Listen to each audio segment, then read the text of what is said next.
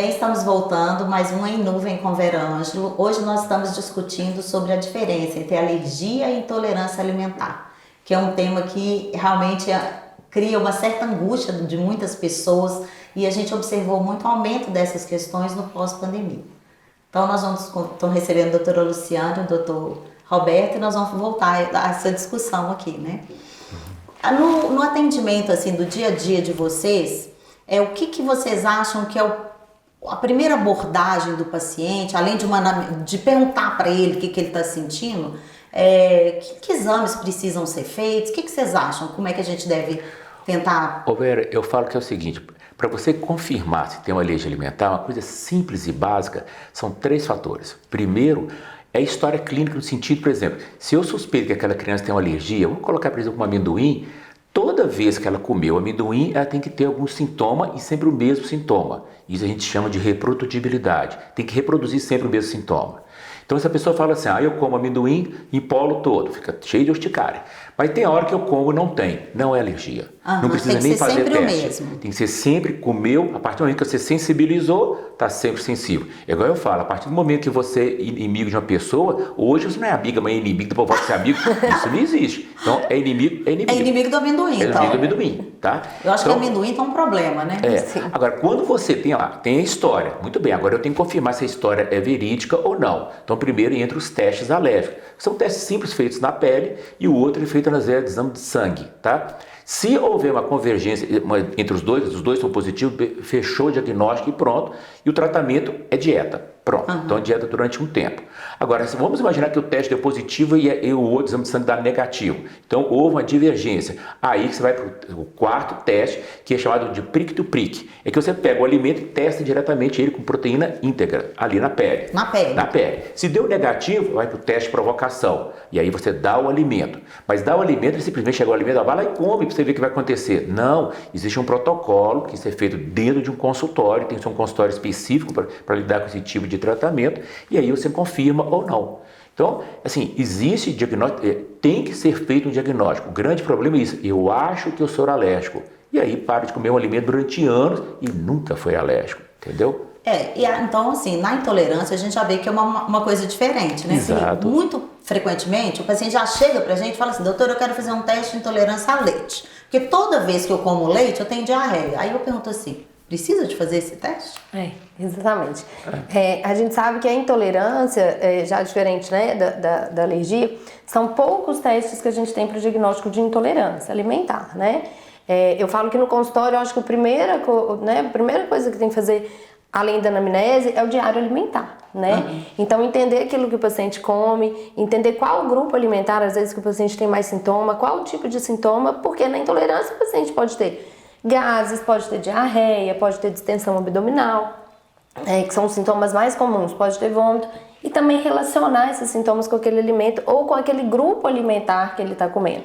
Porque muitas vezes o tipo de carboidrato está presente em vários outros alimentos. Não só para esclarecer, né, quem está nos ouvindo, carboidrato é o açúcar, isso, tá? E proteína, como a gente falou, é o da alergia. Então, proteína, só para vocês saberem, proteína é uma carne. E carboidrato é pão, macarrão, biscoito, leite. Então, assim, eu acho que guardando isso, vocês vão conseguir diferenciar claramente o que é intolerância de o que é alergia, né?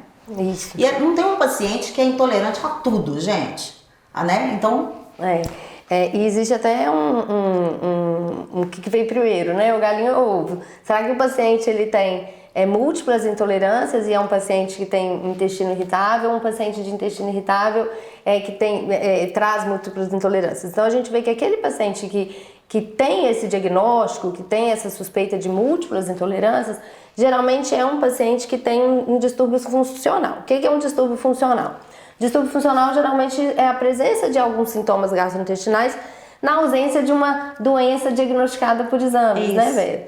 Em que a gente tem sintomas de distensão abdominal, a gente tem sintomas de dor abdominal, a gente tem sintomas de náuseas, empachamentos. Então, são sintomas que existem, né? Mas não necessariamente estão relacionados a múltiplas intolerâncias alimentares. E muitos desses pacientes, o que a gente vê? Eles são pacientes que eles chegam com uma pilha gigante de exames. Já fez endoscopia, já fez colonoscopia, fez ultrassom, passou num médico, passou no outro médico, né? Exatamente. Então, assim, aí nós vamos ir para a questão das intolerâncias.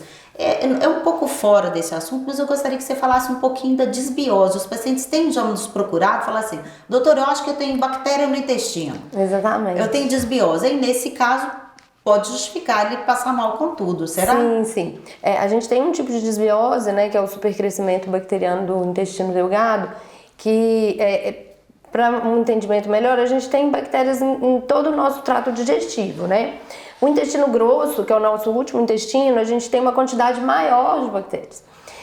Por alguns motivos, alguns usos de medicamentos, uso de antibióticos, né, algum distúrbio de movimentação do intestino, a gente pode ter o crescimento dessas bactérias lá no intestino delgado, que é um órgão de digestão e de absorção de nutrientes.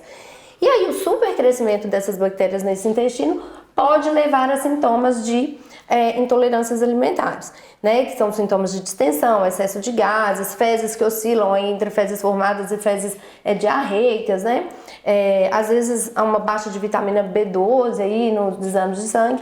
Então a gente sempre tem que pensar nesses pacientes que podem ter uma desbiose levando à intolerância alimentar.